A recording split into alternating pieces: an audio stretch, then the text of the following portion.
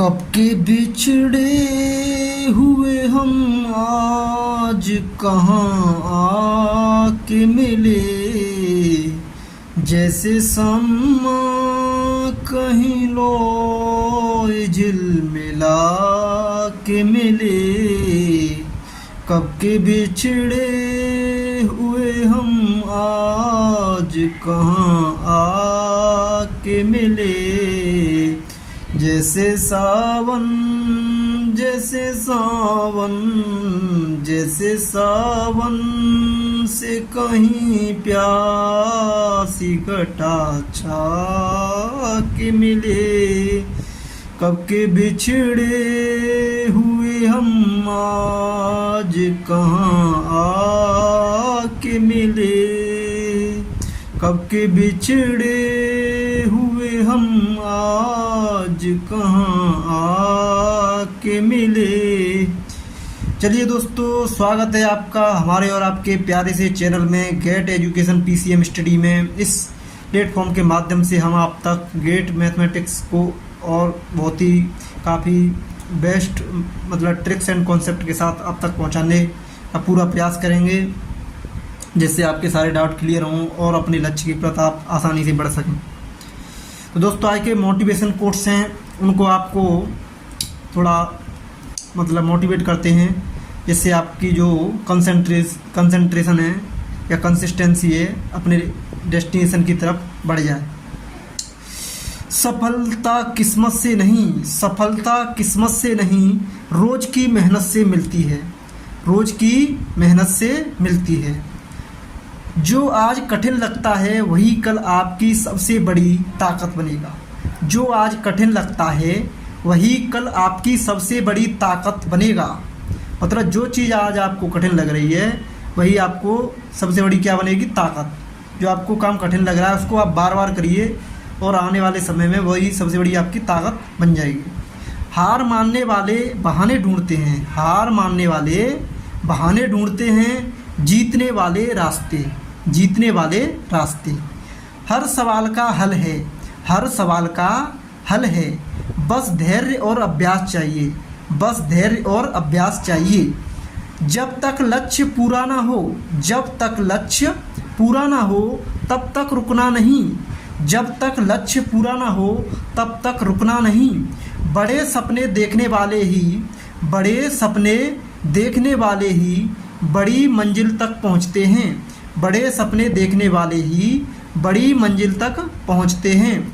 मेहनत इतनी खामोशी से करो, मेहनत इतनी खामोशी से करो कि सफलता खुद शोर मचाए, कि सफलता खुद शोर मचाए।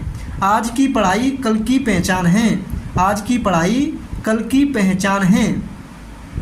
मुश्किल अध्याय नहीं, मुश्किल अध्याय नहीं, कमज़ोर तैयारी होती है। आप जो भी तैयारी कर रहे हैं अगर वो आपकी कमज़ोर है तो आपको हर चैप्टर क्या लगेगा, मुश्किल लगेगा। तो आप अपनी तैयारी को अच्छी कीजिए, जिससे आपके सारे जितने भी अध्याय हैं वो कैसे हो जाएंगे, आसान। तो इसी कॉन्सेप्ट को आप याद रखिए, इसी को अप्लाई कीजिए जीवन में और अपने लक्ष्य की तरफ आगे बढ़िए। हर दिन 1% बेहतर बनो, हर दिन 1% बेहतर बनो। एक दिन 100% सफलता तुम्हारी होगी, एक दिन 100% सफलता तुम्हारी होगी। तो दोस्तों, ये आपके मोटिवेशनल कोट्स हैं, जिन्हें आप अपने जीवन में अप्लाई करके अपने जीवन को बहुत ही शानदार एवं अपने लक्ष्य के लिए एकाग्रचित कर सकते हैं एवं अपने हार्ड वर्किंग एंड कंसिस्टेंसी के साथ अपने लक्ष्य को आसानी से प्राप्त कर सकते हैं। Continuity is very important for every destination and goal to find. लक्ष्य प्राप्ति के लिए आपको अपना एकाग्रचित और हार्ड वर्किंग एंड कंसिस्टेंसी बहुत ही ज़्यादा इम्पोर्टेंट है। इस चीज़ को आप याद रखिए। चलिए दोस्तों, इन्हीं शब्दों के साथ आगे बढ़ते हैं। ये आपके मोटिवेशनल शब्द हैं, इनको आप अपने जीवन में उतार करके हर प्रश्न को सॉल्व कीजिए। आप जो भी चीज़ कठिन लग रही है उसको बार बार सॉल्व कीजिए, पूरे एकाग्रचित मन से सॉल्व कीजिए। आप अपने लक्ष्य की तरफ आसानी से पहुंच जाएंगे और आपको इसमें आनंद आना चाहिए। आपको जितना कठिन क्वेश्चन हो आपको उसे करने में उतना ही आनंद की अनुभूति होनी चाहिए, तभी आपका जीवन धन्य होगा, बढ़िया होगा। चलिए आगे बढ़ते हैं। तो आज का हमारा लेसन है फोरियर सीरीज इंजीनियरिंग मैथमेटिक्स।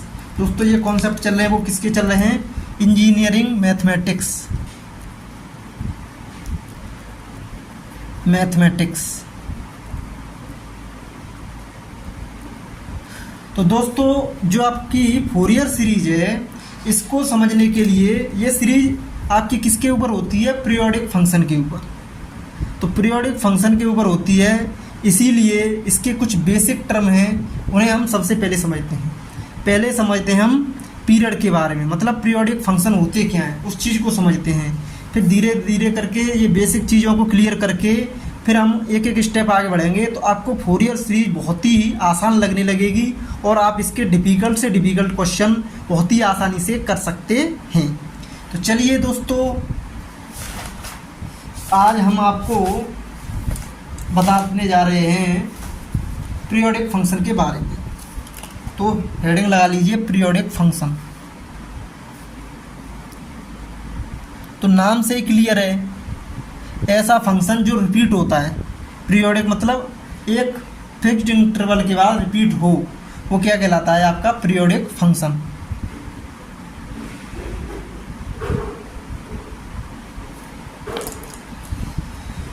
तो आप लिख सकते हैं इसमें a function f x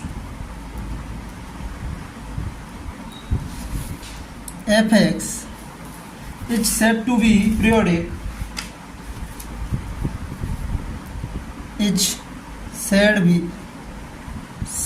to be periodic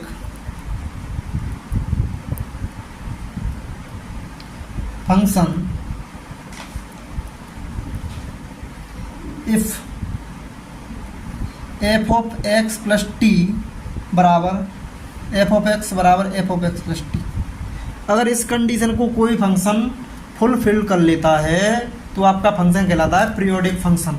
मतलब ऐसा फंक्शन जो अपनी वैल्यू को क्या करता है? रिपीट करता है फिक्स्ड इंटरवल में, तो आपका क्या कहलाता है? Periodic function. Where T is the period of the function. Where T क्या है यहाँ पे? T is the period of the function. T आपका होता है पीरियड। दोस्तों आपके जो पीरियड होते हैं फंक्शन के, वो टू टाइप्स के होते हैं। पीरियड दो टाइप के होते हैं, एक तो होता है आपका फंडामेंटल पीरियड, एक होता है आपका जनरल पीरियड। तो चलिए इसको भी समझते हैं। जो आपके पीरियड होते हैं वो टू टाइप के होते हैं। एक तो हो गया आपका फंडामेंटल पीरियड,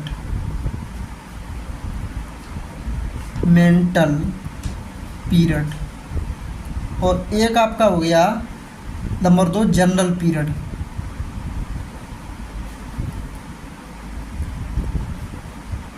तो दोस्तों जो फंडामेंटल पीरियड होता है वो क्या होता है आपका? मतलब स्मॉलेस्ट पॉजिटिव पीरियड,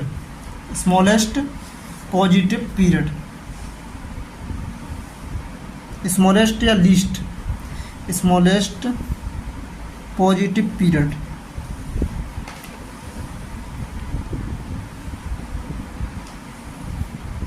मतलब सबसे छोटा पीरियड जिस इंटरवल में फंक्शन अपनी वैल्यू को रिपीट करता है क्या कहलाता है? Fundamental period. और जनरल पीरियड होता है integer multiple of smallest period या फंडामेंटल पीरियड। मतलब integer multiple of fundamental period क्या कहलाता है? आपका जनरल पीरियड। ये आपका क्या है? Fundamental period.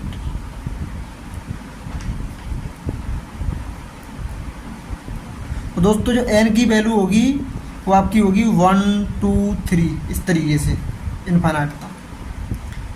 आशा करते हैं दोस्तों आपको ये दोनों चीज़ें क्लियर आगे हो गई होंगी कि पीरियड जो आपके होते हैं वो दो टाइप के होते हैं। एक तो होता है फंडामेंटल पीरियड, एक होता है जनरल पीरियड। जनरल पीरियड जो होता है वो integer multiple of fundamental period होता है, और जो फंडामेंटल पीरियड होता है वो स्मॉलेस्ट पॉजिटिव पीरियड होता है।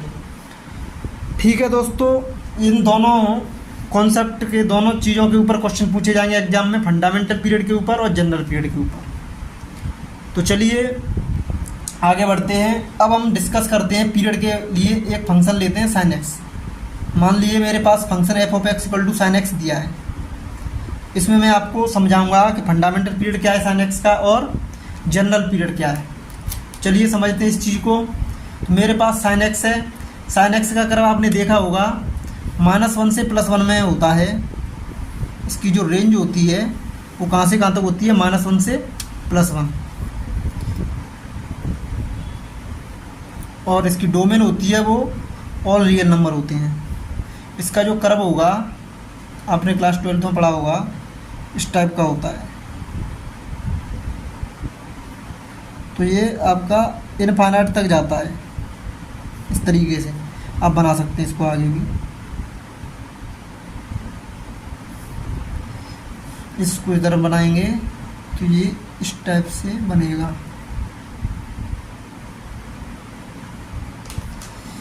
दोस्तों ये 0 है, -1 से +1 इसकी होती है रेंज, और इसकी डोमेन होती है ऑल आर, -∞ से +∞ तक सारी वैल्यू लेता है ये। दोस्तों अगर आप इसमें देखें तो अगर मैं इतना यहाँ से यहाँ तक का इंटरवल लूँ तो ये रिपीट नहीं कर रहा है, क्योंकि अगर इसको लूँगा तो ये नीचे वाला मतलब फंक्शन का मान फंक्शन छूट जाएगा। इसलिए मैं क्या करूँगा, इसमें मैंने 0 से पाई मतलब रिपीट नहीं हो सकता। यहाँ से ले लूँ 2 पाई, 0 से 2 पाई लूँ, अगर यहाँ से यहाँ तक की यूनिट लूँ तो इसको अगर मैं देखूँ तो ये यूनिट बार बार रिपीट कर रही है। तो सबसे जो छोटी यूनिट है जो रिपीट कर रही है वो कौन सी है, 2 पाई। और 2 पाई से बड़ी कौन सी हो जाएगी, 4 पाई, 6 पाई, 8 पाई। इस तरीके से अगर आप सोच रहे होंगे 3 पाई रिपीट करेगी, तो आपकी जैसे आपने ये लिया, तो जैसे मैं इसको और बढ़ा लेता हूँ जब आपके दिमाग में क्लियर हो जाएगी ये बात भी। मान लो 3 पाई ये हो गया आपका 0 पाई, 2 पाई, ये 3 पाई, ये माइनस की वैल्यू इधर -2 पाई, -पाई। अच्छा, और ये यहाँ पर आपकी 2 पाई ये हो जाएगा आपका 3 पाई। तो जैसे ही मैंने 0 से 3 पाई वैल्यू ली, ये वाला फंक्शन और ये वाला 0 से 3 पाई वैल्यू तुम देखोगे तो ये वाला फंक्शन उल्टा पड़ रहा है, ये वाला फंक्शन ऊपर की तरफ है, ये वाला पार्ट और इसमें ये वाला पार्ट नीचे, ये नीचे।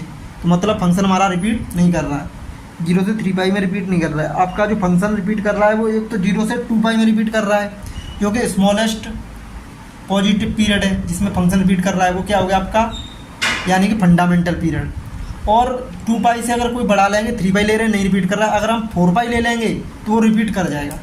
इसके लिए अगर आप इसको और बढ़ा लें तो आप देख सकते हैं, मैंने चलो ये बढ़ा लिया यहाँ से।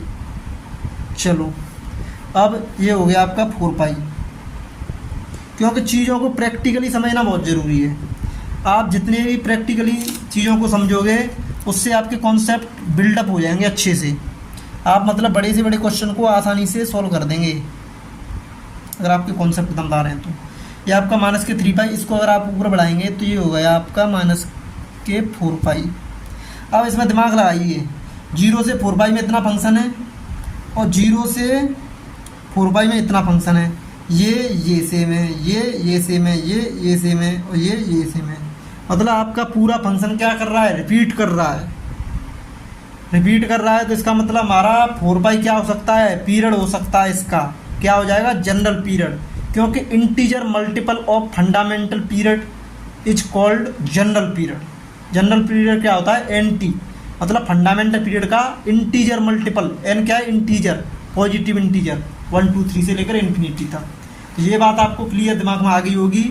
अगर मैं इसके लिए लिखना चाहूँ साइन एक्स के लिए, तो साइन एक्स का फंडामेंटल पीरियड कितना हो जाएगा, साइन एक्स का फंडामेंटल पीरियड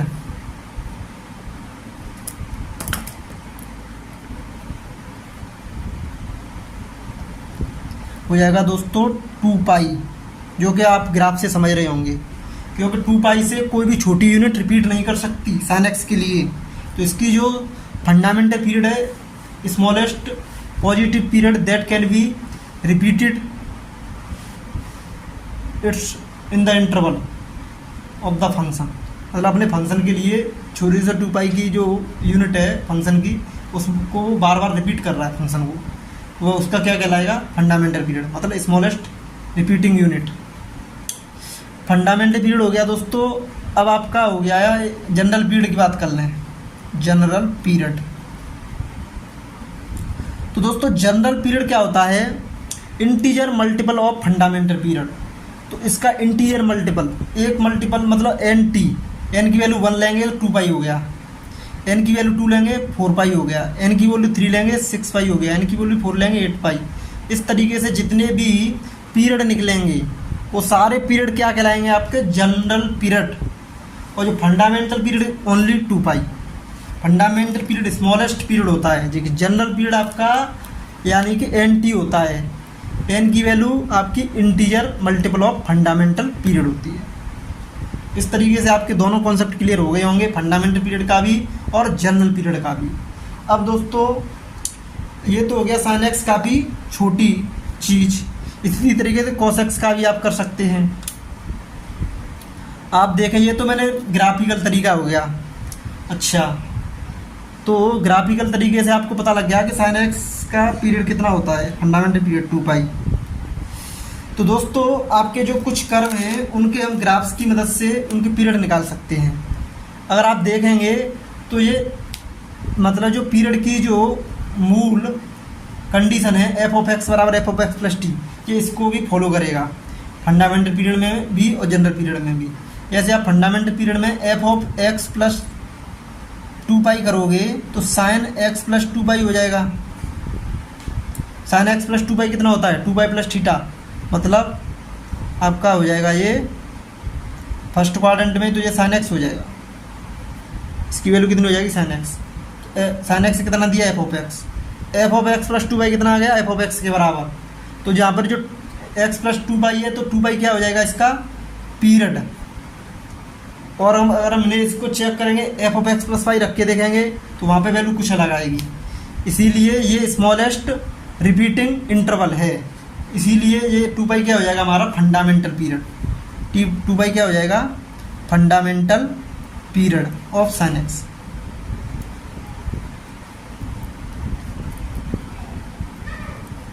और अगर बात करें इसकी जगह 4 पाई ले लो, इसका इंटीजर मल्टीपल ले लो 2 पाई का, 4 पाई 6 पाई 8 पाई, तो वो भी इस कंडीशन को सेटिस्फाई करेंगे, मतलब ये भी पीरियड हो जाएंगे फंक्शन के।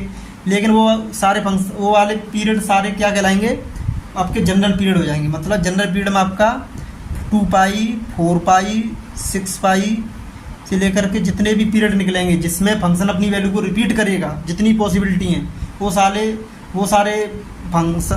पीरियड क्या कहलाएंगे, मतलब आपके जनरल पीरियड हो जाएंगे। वो सारे पीरियड क्या हो जाएंगे जनरल पीरियड। ये हो गया आपके general period.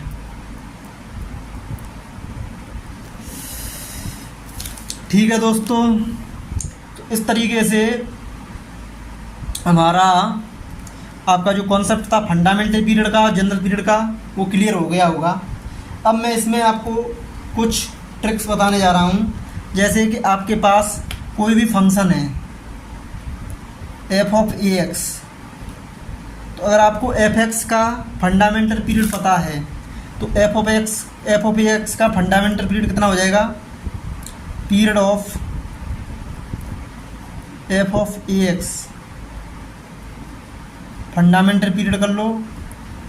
Fundamental period of f of a x कितना हो जाएगा, fundamental period of f x upon mod a, fundamental period of f x upon mod a, या हम लिख सकते हैं इसको टी अपॉन मॉड ए।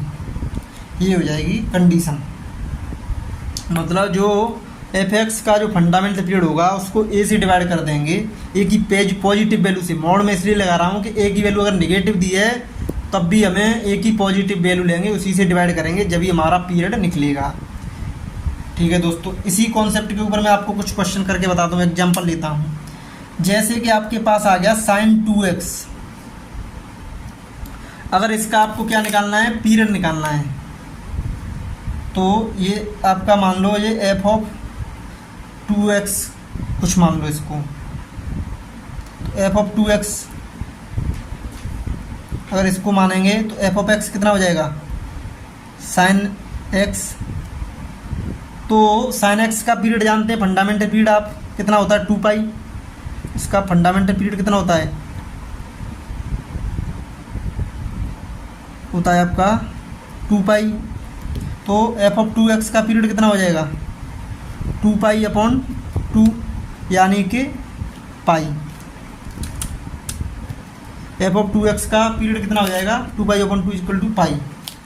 तो ये तो मैंने इस ऊपर वाली कंडीशन के हिसाब से बना दिया, लेकिन जनरली आप याद रख सकते हैं कि जो भी फंक्शन दिया है f(x), कोई भी नया फंक्शन दिया है, उसमें अगर x के साथ कुछ भी मल्टीप्लाई है, x के साथ कुछ भी मल्टीप्लाई है, तो वो किस में चला जाता है, अपॉन में चला जाता है पीरियड के। मतलब आपके पास f(x) बराबर दिया है cos 3x। तो इसका अगर आपको पीरियड निकालना है, फंडामेंटल पीरियड ऑफ f(x) निकालना है, तो आप क्या करेंगे, आपको cos x का फंडामेंटल पीरियड पता है कितना होता है 2π। तो उसको जो x का जो कोफिशिएंट है, x का जो मल्टीपल है वो कितना है 3, उससे क्या कर देंगे डिवाइड। तो फंडामेंटल पीरियड ऑफ f(x) कितना आ जाएगा, cos 3x का कितना आ जाएगा 2π/3। इस तरीके से हम निकाल सकते हैं डायरेक्टली। ये मैंने ऊपर वाली जो ट्रिक थी उसके अनुसार समझा दिया। इस तरीके से आप डायरेक्ट भी कर सकते हैं, तो आप डायरेक्ट भी याद रख सकते हैं, कोई वो नहीं है। अब दोस्तों फंक्शन ऑफ h(x), अगर हमारा कोई फंक्शन h(x) दिया है जो कि सम एंड सब्ट्रैक्शन ऑफ 2 और मोर देन 2 फंक्शंस का सम है, h(x) बराबर f(x) + gx या f(x) ± g(x), इस तरीके का कोई भी फंक्शन है, तो उसका हम फंडामेंटल पीरियड कैसे निकालें। चलिए करते हैं इसको, क्योंकि जनरल पीरियड नहीं पूछा जाता है। जनरल पीरियड तो आपका जनरल होता ही है। अगर आपका फंडामेंटल पीरियड आपने निकाल लिया तो जनरल पीरियड तो हम आसानी से निकाल सकते हैं। तो हमारा मेन फोकस किस पे है, फंडामेंटल पीरियड पे। तो चलिए आगे बढ़ते हैं। अगर एक और ट्रिक लेते हैं हम, जैसे कि आपके पास कोई फंक्शन है, मान लो h(x) कोई फंक्शन है जो कि sum of and subtraction of 2 and more than 2 functions का सम एंड सब्ट्रैक्शन है। मतलब h(x) आपका f(x) ± g(x) है, इस टाइप का कोई फंक्शन है। तो आपको पता है f(x) का फंडामेंटल पीरियड पता है, g(x) का फंडामेंटल पीरियड पता है, आपको h(x) का फंडामेंटल पीरियड निकालना है। तो वो कैसे निकालेंगे, तो मान लो f(x) का फंडामेंटल पीरियड आपको पता है of f(x) t1 and g(x) का मतलब फंडामेंटल पीरियड ऑफ g(x) कितना है t2। तो h(x) का फंडामेंटल पीरियड कितना हो जाएगा इस कंडीशन में, फंडामेंटल पीरियड ऑफ h(x) ये हो जाएगा आपका LCM ऑफ t1, t2 और t2 का हमें क्या लेना पड़ेगा, LCM। अब दोस्तों इसी चीज़ के ऊपर मैं आपको थोड़ा कुछ इम्पोर्टेंट क्वेश्चन करा देता हूँ इस पर। मतलब LCM ऑफ फ्रैक्शंस, इस वाले कॉन्सेप्ट को समझा देता हूँ। अब अगर आपके पास आप LCM डायरेक्टली जो संख्या होती हैं 15, 20, इनका तो डायरेक्ट LCM निकाल सकती हो, कोई दिक्कत नहीं है। आप कहाँ पे फंस जाते हो, जब फ्रैक्शन का LCM पूछे, तो जैसे मेरे पास एग्जांपल ले लिया मैंने 1/2 और 1/3, इसका आपको क्या लेना है, LCM लेना है। तो इसके लिए आप डायरेक्ट याद रखो LCM ऑफ फ्रैक्शंस बराबर होता है LCM ऑफ न्यूमरेटर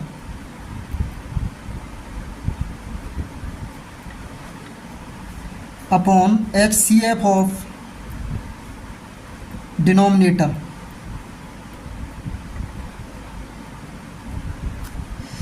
तो दोस्तों LCM ऑफ न्यूमरेटर कितना हो जाएगा, मतलब न्यूमरेटर आपका 1,1 है, तो आपका LCM कितना हो जाएगा 1।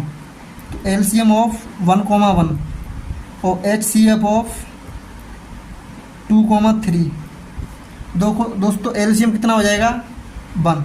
HCF 2 और 3 का LCM HCF कितना हो जाएगा 1, क्योंकि इनमें कोई भी हाईएस्ट नंबर कॉमन नहीं है, तो ये इसका मतलब HCF कितना हो जाएगा 1।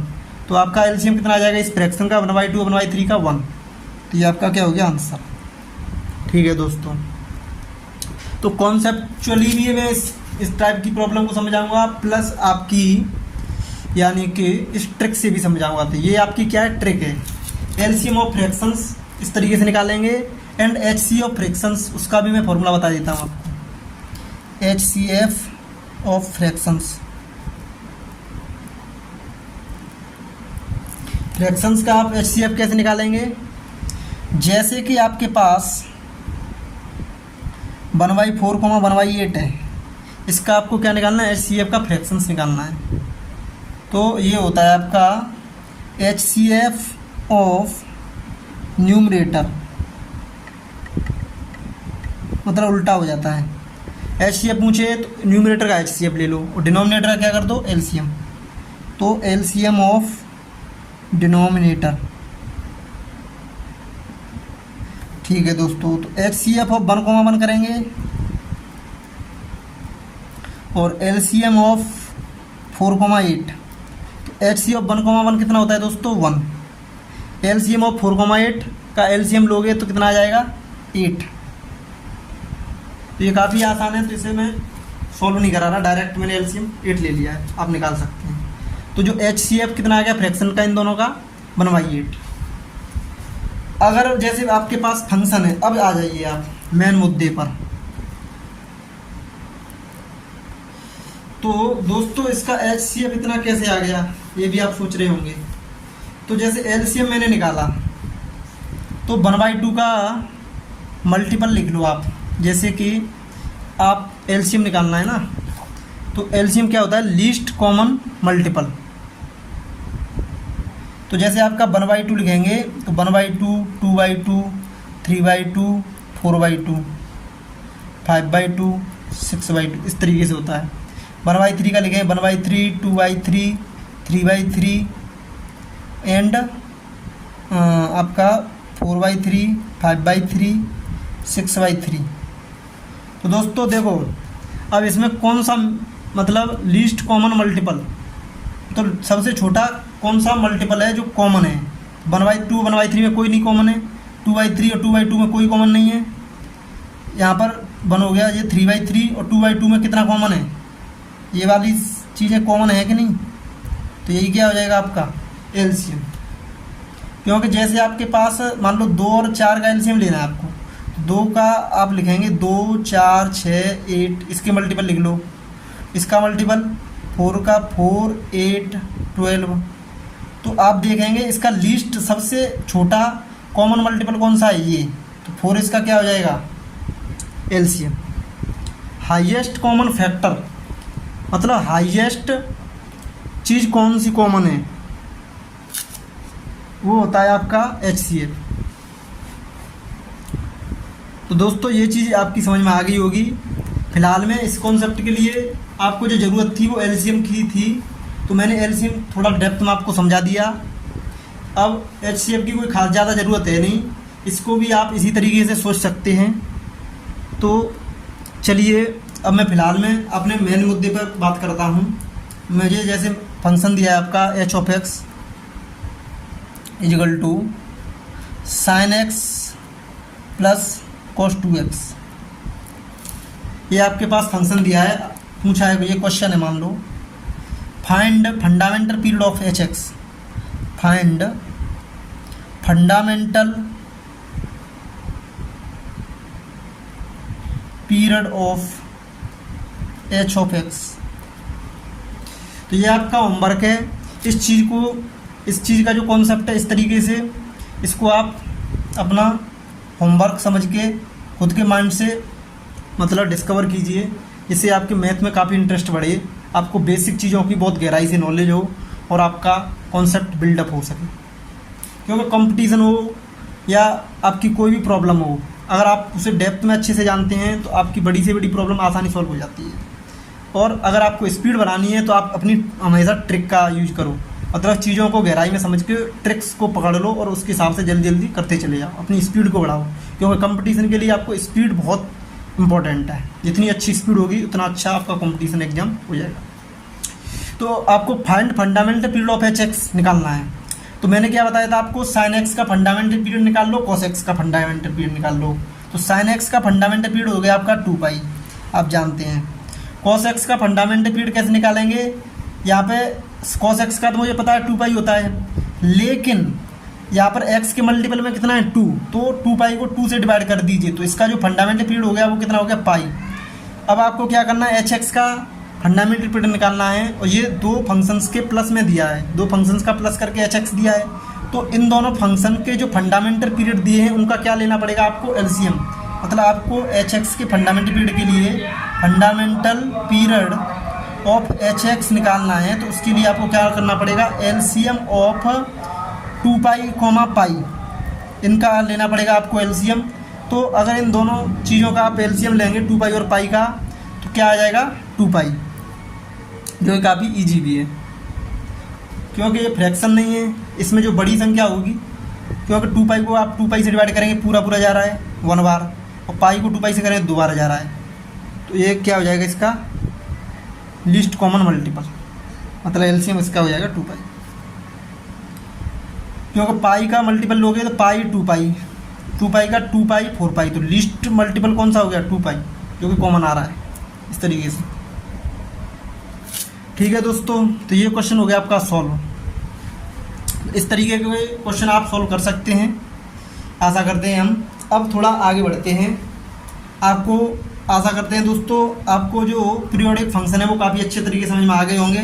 अब हम बात करते हैं even function and odd function, क्योंकि इवन ऑड फंक्शन की भी काफ़ी ज़रूरत पड़ती है फोरियर सीरीज के अंदर, तो आप इसको भी समझ लीजिए। अगर आपका बेसिक कॉन्सेप्ट दमदार हो जाएगा तो फोरियर सीरीज के आप कितनी भी डिफिकल्ट क्वेश्चन होंगे आसानी से कर लेंगे। तो अब हम समझते हैं even function.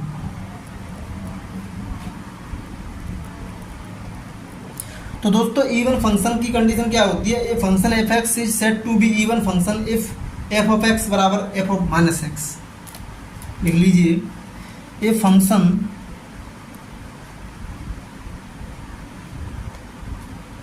F x is said to be even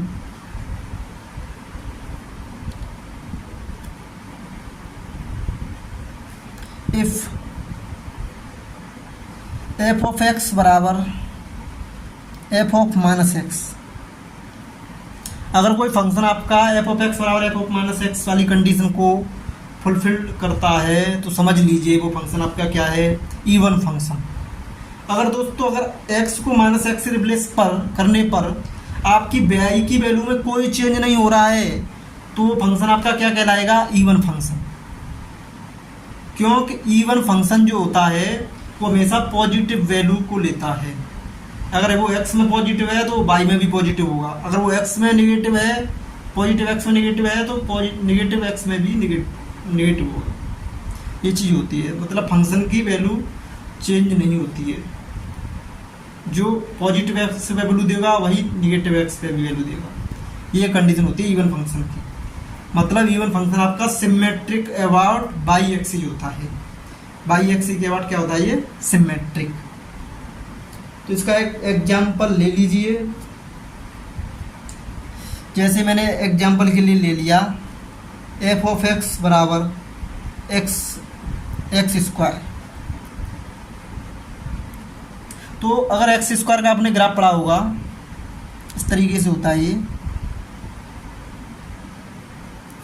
तो इसको आप देखेंगे, इसमें x की जगह पर माइनस एक्स रखेंगे तो माइनस एक्स का जैसे ही आप स्क्वायर करेंगे तो वैल्यू कितनी आएगी, वही आएगी एफ ऑफ एक्स के बराबर। तो एफ ऑफ माइनस एक्स किसके बराबर है, एफ ऑफ एक्स के, तो इसीलिए ये क्या हो गया, इवन फंक्शन। और इस ये सिमेट्रिक अबाउट किसके है, बाई एक्स के। जैसा बाई पॉजिटिव एक्स में है बाई के लिए वही वैल्यू निगेटिव एक्स में भी बाई की वैल्यू है। मतलब जो फंक्शन है वो डिक्टो सेम है, पॉजिटिव एक्स में भी और निगेटिव एक्स में भी, इसीलिए इसके बाद सिमेट्रिक है ये बाई एक्स के बाद। ये इसका ओरिजिन है, ये एक्स एक्सिस है, ये आपकी बाई एक्स है। तो बाई एक्स के बाद फंक्शन जो सिमेट्रिक होते हैं वो कहलाते हैं आपके इवन फंक्शन।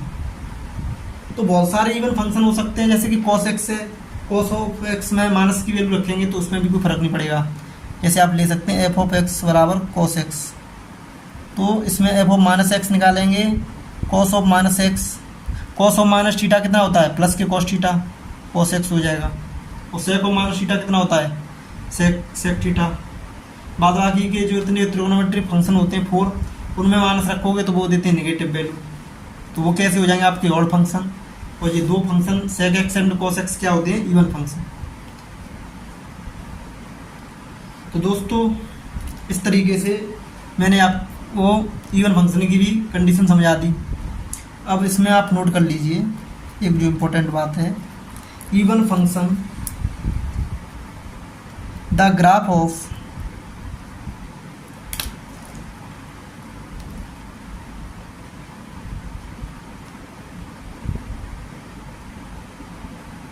even function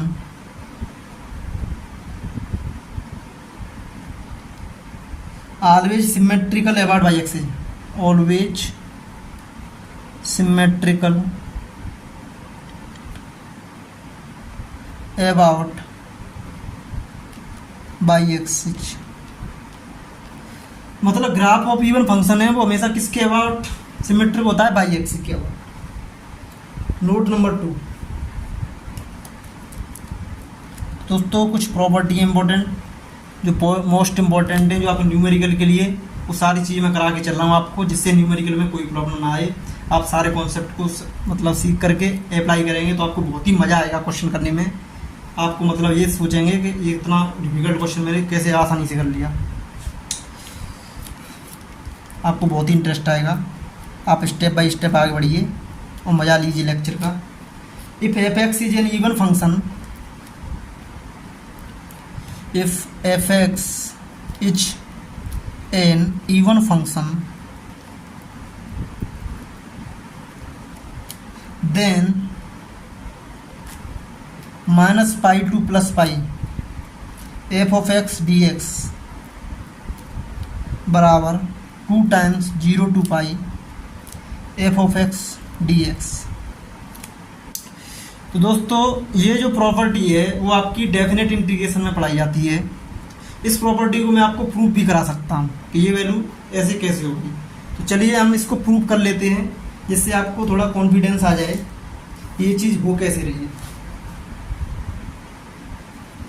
तो दोस्तों चलिए मैं इसकी लेफ्ट हैंड साइड ले लेता हूँ।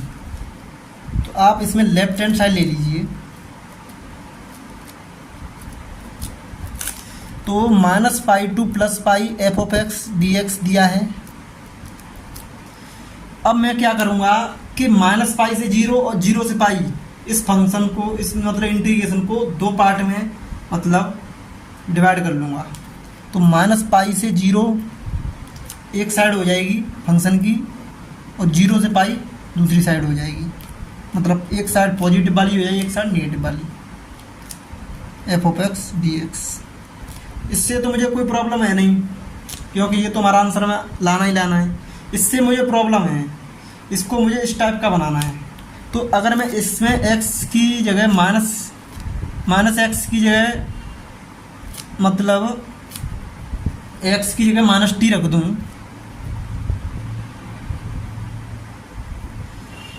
x की जगह मैं रख देता हूँ यहाँ पर माइनस टी। चलिए, तो यहाँ पर डी एक्स बराबर हो जाएगा माइनस डी टी। तो डी एक्स बराबर माइनस डी टी। तो यहाँ पे आप जैसे इसको डिफ्रेंशिएट करेंगे तो डी एक्स बराबर माइनस डी टी हो गया।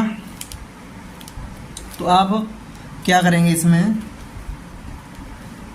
और जैसे x बराबर माइनस टी है, अब डी टी में चेंज करेंगे तो t की लिमिट चाहिए। तो t बराबर माइनस एक्स है यहाँ से, तो x बराबर माइनस पाई रखेंगे और इसमें माइनस आ जाएगा। तो माइनस पाई और माइनस पाई करेंगे तो प्लस के पाई हो जाएगा ये।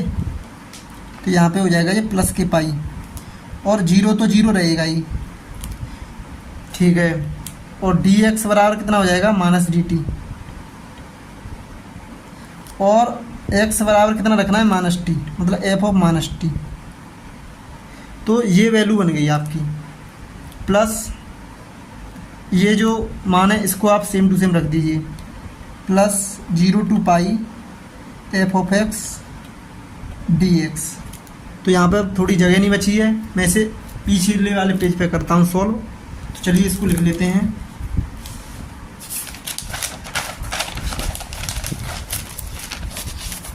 ये हो जाएगा आपका पाई से 0 एफ ऑफ माइनस टी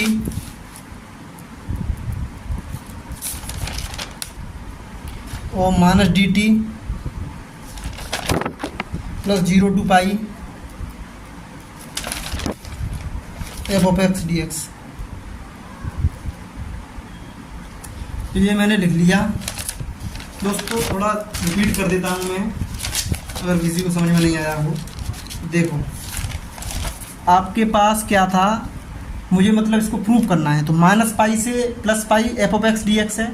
हम किसी भी लिमिट को 2 पार्ट में या 3 पार्ट में, जितना चाहे उतने पार्ट में डिवाइड कर सकते हैं, कोई दिक्कत नहीं है। तो मैं पहले गया माइनस पाई से 0, फिर 0 से पाई, तो मतलब मेरी लिमिट भी पूरी हो गई। फंक्शन को इस तरीके से स्प्लिट कर सकते हैं, कोई दिक्कत नहीं है। कर लिया मैंने।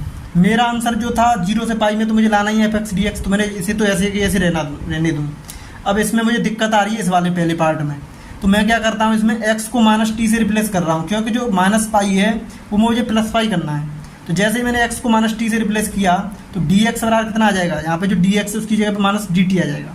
तो dx की जगह मैंने क्या रख दिया, माइनस dt। x की जगह पे माइनस टी रखेंगे तो f ऑफ माइनस टी, और x की जगह पे माइनस टी रखा है तो t बराबर माइनस एक्स हो गया।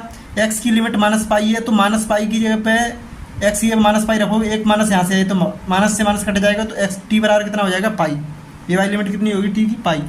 ये वाली लिमिट यहाँ पे x की वैल्यू 0 रखोगे तो t की वैल्यू कितनी हो जाएगी, 0।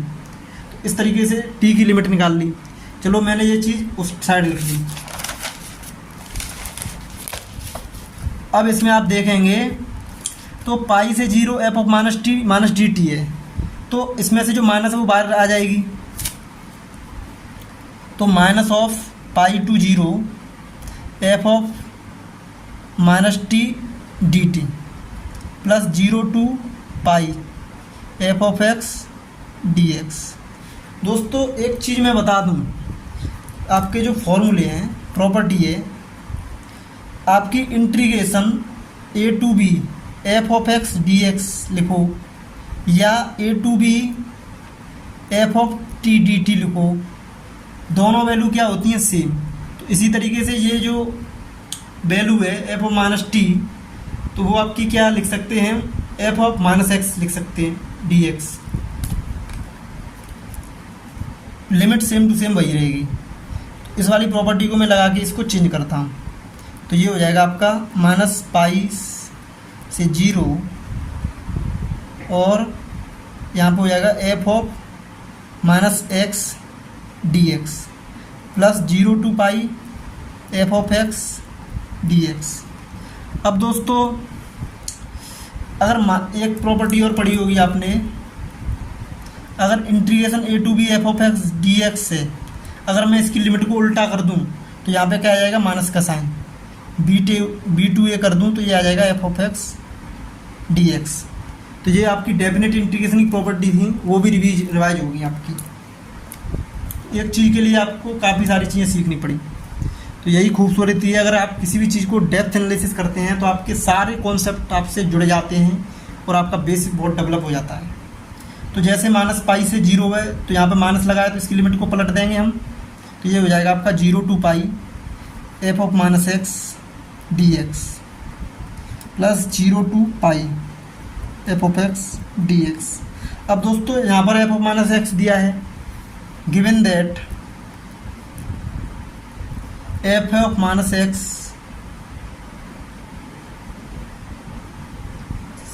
Given that F of x is even function.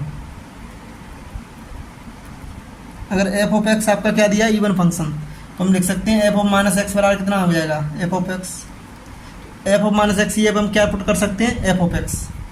तो यहाँ पे आप पुट कर सकते हैं 0 to pi f of x d x plus 0 to pi f of x d x.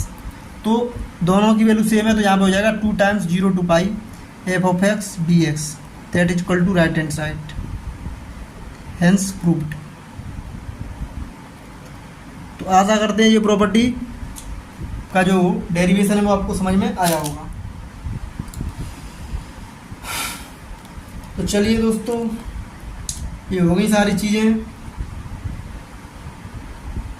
अब बात करते हैं ऑड फंक्शन की। इवन फंक्शन तो आपको समझ में आ गया, अब बात करते हैं ऑड फंक्शन की।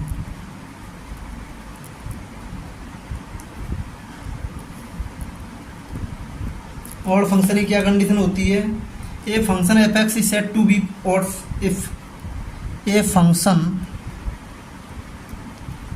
F x is said to be odd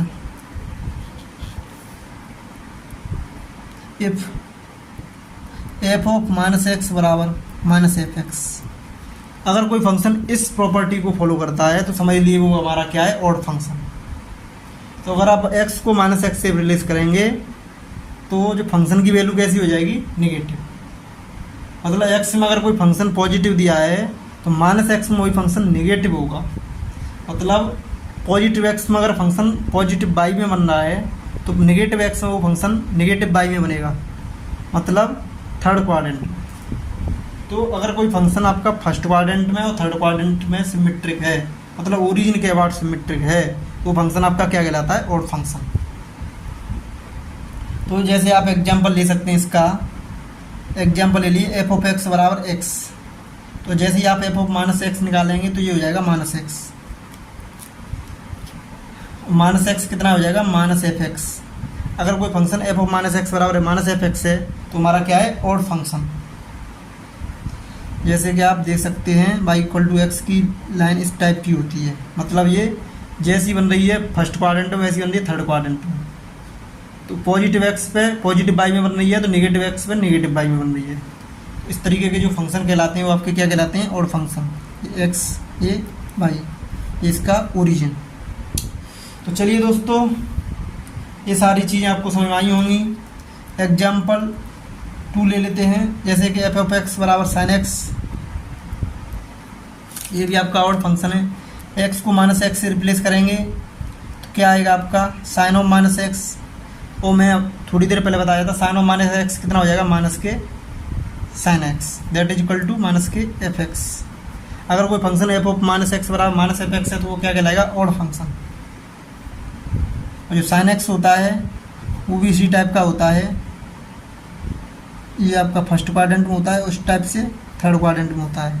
मतलब ओरिजिन के अबाउट सिमेट्रिक होता है। ये भी बाई एक्स ये एक्स एक्सिस।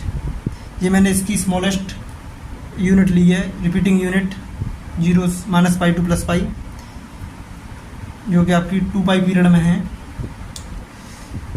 वैसे ये फंक्शन हमारा होता है वो इन्फाइनाइट तक होता है। इसकी जो रेंज होती है वो -1 टू +1, डोमेन होती है -∞ से +∞। तो दोस्तों ये सारे ग्राफ हमने स्टडी किए हैं। अब इसमें नोट कर लीजिए आप, note number first.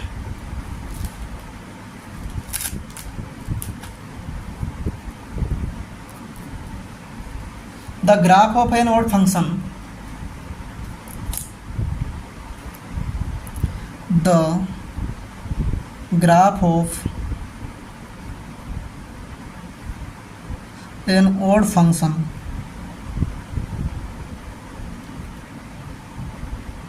is always symmetric about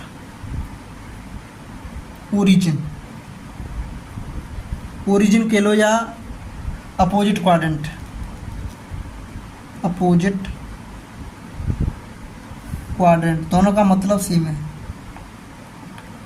opposite quadrant मतलब फर्स्ट और थर्ड क्वाड्रेंट क्या है, अपोजिट। सेकंड और फोर्थ क्या है, अपोजिट। तो इस टाइप के जो फंक्शन होते हैं वो आपके क्या कहलाते हैं, ऑड फंक्शन। नोट नंबर 2 पे आ जाओ। ये आपके की पॉइंट हैं जो आपको लर्न करके रखना है दिमाग में अच्छे से। ये सारी चीज़ें आपको क्वेश्चन मतलब सॉल्व करने काफ़ी हेल्प करेंगे। If f x is an odd function then -pi to +pi f of x d x बराबर कितना हो जाएगा, 0। तो इस चीज़ को भी हम प्रूव कर सकते हैं आसानी से। चलिए प्रूव करते हैं इसको भी। लेफ्ट हैंड साइड ले लीजिए आप। तो जैसे कि मैंने लिया -pi to +pi f of x d x, मैं इसमें थोड़ा शॉर्ट में कर रहा हूँ इसको सॉल्व, क्योंकि हम प्रॉपर्टी सारी सीख चुके हैं। अब मैं कोई प्रॉपर्टी नहीं लिखूँगा, जो आप मैंने ऊपर लिखा दी उन्हीं को आप दिमाग में रखेंगे। तो आप करते हैं इसको भी 2 पार्ट में डिवाइड कर लीजिए, एक नेगेटिव रीजन में, एक पॉजिटिव रीजन में। तो -पाई टू 0 जो आपका नेगेटिव रीजन में इंटीग्रेशन हो गया इसका, +0 to pi f of x d x, ये आपका पॉजिटिव रीजन में हो गया। अब माइनस पाई टू जीरो है तो मैं इसमें क्या करूँगा, अगर एक्स को माइनस टी मान लो फिर से, तो डी एक्स बराबर कितना हो जाएगा, माइनस की डी टी। इसको मैं कुछ नहीं करूँगा क्योंकि मुझे एक को सही कर लूँ तो हो सकता है आपस में कैंसिल हो जाएं। चलिए, तो जैसे मैंने x की वैल्यू माइनस पाई रखेंगे, माइनस से माइनस कट जाएगा तो t इक्वल टू कितना हो जाएगा, पाई। और जीरो रखेंगे तो फिर t की वैल्यू कितनी हो जाएगी, जीरो। और dx की जगह आपको रखना है माइनस dt।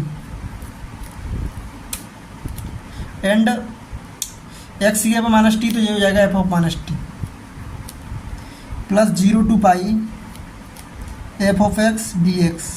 ठीक है, अब यहाँ पे माइनस बार आ जाएगा, पाई से 0 एफ ऑफ माइनस टी और ये हो जाएगा आपका d t plus 0 to pi f of x d x. अब देखो माइनस लग रहा है तो इसको लिमिट को पलट दो, तो ये हो जाएगा 0 to pi f of minus t d t, 0 to pi f of x d x. अब इसमें प्रॉपर्टी लग जाएगी कि अगर कोई फंक्शन हम टी में लिखें या एक्स में लिखें, लिमिट वही रखें तो उसमें कोई फ़र्क नहीं पड़ता, चाहे उसे टी लिखो या एक्स लिखो। मैं इसको फिर से एक्स लिख लेता हूँ, तो ये हो जाएगा 0 to pi f of minus x d x plus 0 to pi f of x d x. ठीक है, अब हमारा दिया है given that f x is odd function. अगर ऑड फंक्शन दिया है तो क्या हो जाएगा दोस्तों, एफ ऑफ माइनस एक्स बराबर माइनस एफ एक्स। इस चीज़ को आप पुट कर दीजिए, इस वाले एफ ऑफ माइनस एक्स की f of minus f x, तो आपका आंसर आ जाएगा। चलिए पुट करते हैं।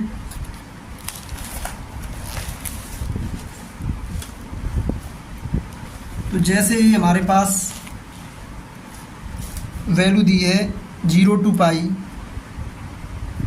F of minus x d x plus 0 to पाई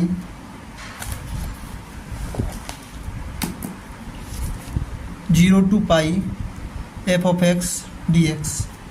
दोस्तों यहाँ पे एफ ऑफ माइनस एक्स की पे रख सकते हैं माइनस एफ एक्स, तो minus 0 to pi f of x d x plus 0 to pi f of x d x.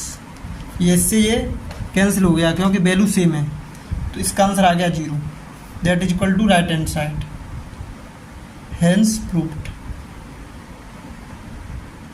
दोस्तों आशा करते हैं आपको काफ़ी मज़ा आया होगा इंटरेस्ट प्रॉपर्टियों में, तो इससे सारे बेसिक आपको क्लियर हो गए होंगे। अब हम बात करते हैं आपकी नेक्स्ट कॉन्सेप्ट की तरफ। तो आपका बहुत ही इंपॉर्टेंट है ऑड और इवन फंक्शन से रिलेटेड कॉन्सेप्ट, उसको आप नोट कर लीजिए। तो नोट नंबर 3, तो नोट नंबर 3 क्या है आपका,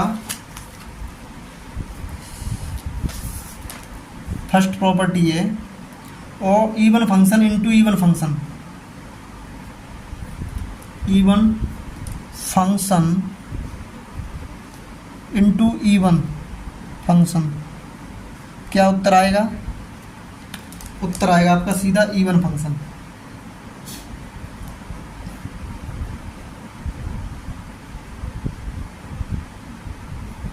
ठीक है, सेकंड प्रॉपर्टी पे बात करते हैं,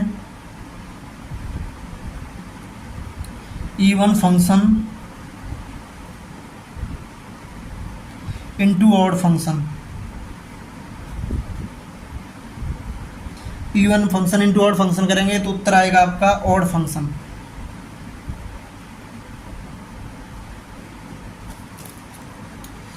तीसरी प्रॉपर्टी पे बात करते हैं, odd function into odd function,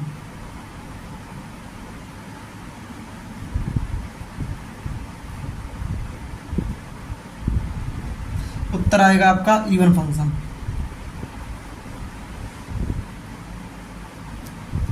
तो ये काफ़ी बेसिक प्रॉपर्टी हैं, इनको अगर आप ध्यान में रखेंगे तो समझ लीजिए आपके जो भी न्यूमेरिकल हैं वो काफ़ी इजी हो जाएंगे।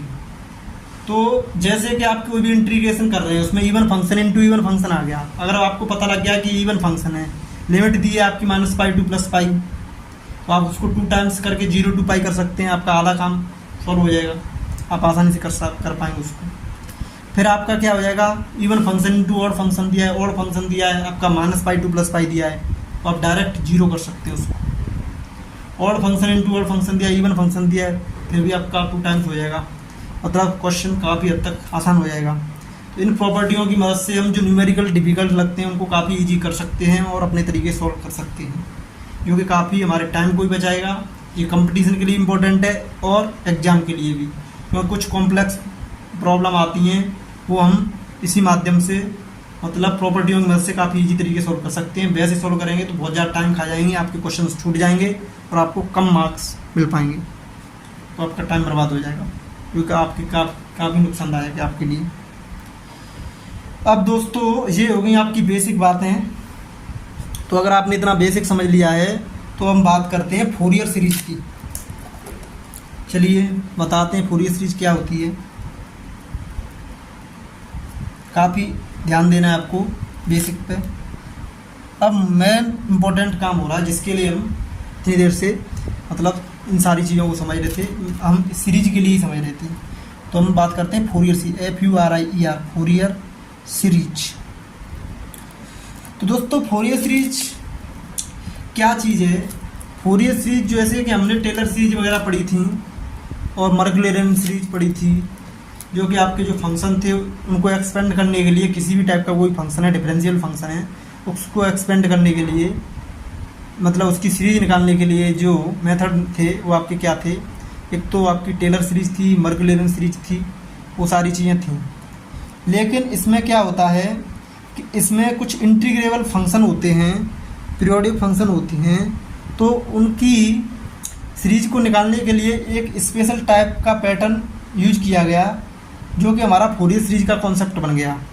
फोरियर सीरीज क्या होता है? एक एन इनफाइनाइट सीरीज होती है, an infinite series expansion of a periodic function in terms of trigonometric function sine x and cos x is called Fourier series. मतलब sine x and cos x क्यों लेते हैं? क्योंकि ये पीरियोडिक होते हैं, कि उसमें त्रिगोनोमेट्रिक फंक्शन क्या होते हैं आपके? पीरियोडिक। इसमें और भी फंक्शंस ले सकते हैं, कोई ज़रूरी नहीं है कि यही लें, लेकिन मोस्टली जो यूज किए जाते हैं वो sign x and cos x के त्रिगोनोमेट्रिक फंक्शन यूज किए जाते हैं। Is called Fourier series. तो चलिए इसको लिख लेते हैं इंपॉर्टेंट पॉइंट को। एन इनफाइनाइट सीरीज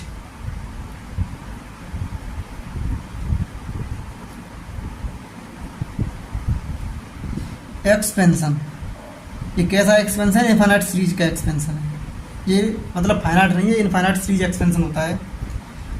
किसका होता है? और पीरियोडिक फंक्शन, पीरियोडिक फंक्शन, तो पीरियोडिक फंक्शन होती है उनका इनफाइनाइट सीरीज एक्सपेंशन होता है इन टर्म्स ऑफ, किसके टर्म में? इन terms of trigonometric function, trick function. मतलब ये कह रहा है, इसका मतलब कहने का क्या है कि कोई इन्फिनाइट ये होता है, होती क्या है Fourier series? Infinite series expansion होता है पीरियोडिक फंक्शन का। कोई भी पीरियोडिक फंक्शन है उसका इनफाइनाइट सीरीज एक्सपेंशन हो गया, और किसके टर्म में? त्रिगोनोमेट्रिक फंक्शन के टर्म में। त्रिगोनोमेट्रिक फंक्शन आपके कौन कौन से मोस्टली यूज किए जाते हैं? Sign x and cos x is called Fourier series,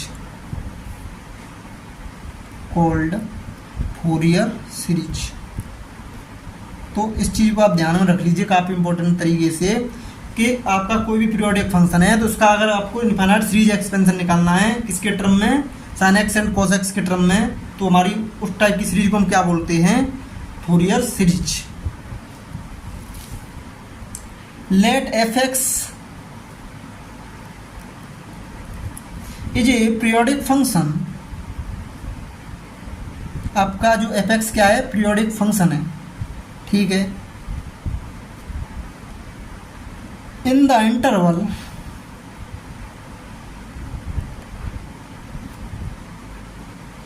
c से x दिया है c+2 पाई,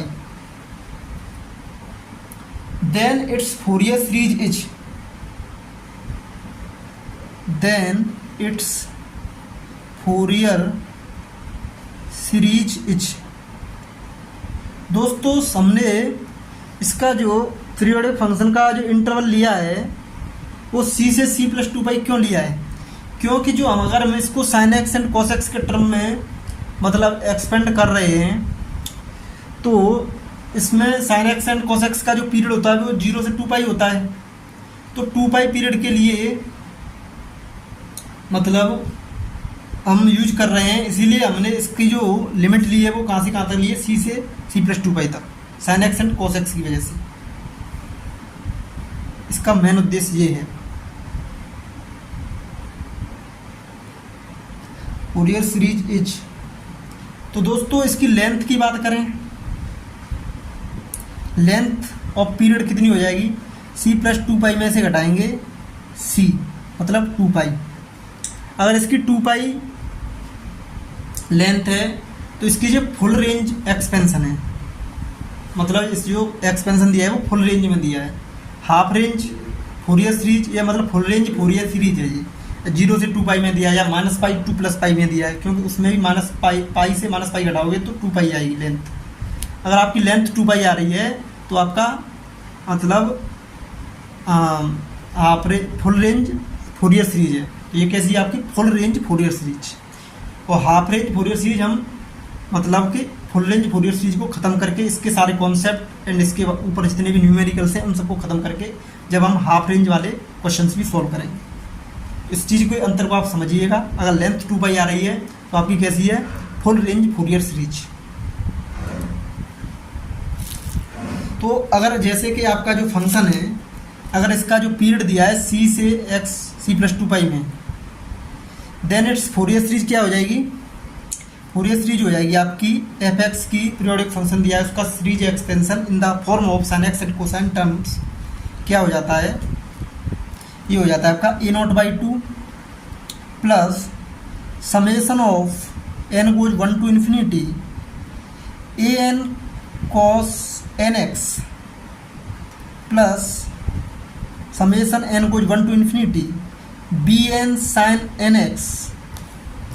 ये आपका क्या दिया है, फूरियर सीरीज निकाली हमने किसी पीरियोडिक फंक्शन f(x) की इन terms of sin x and cos x।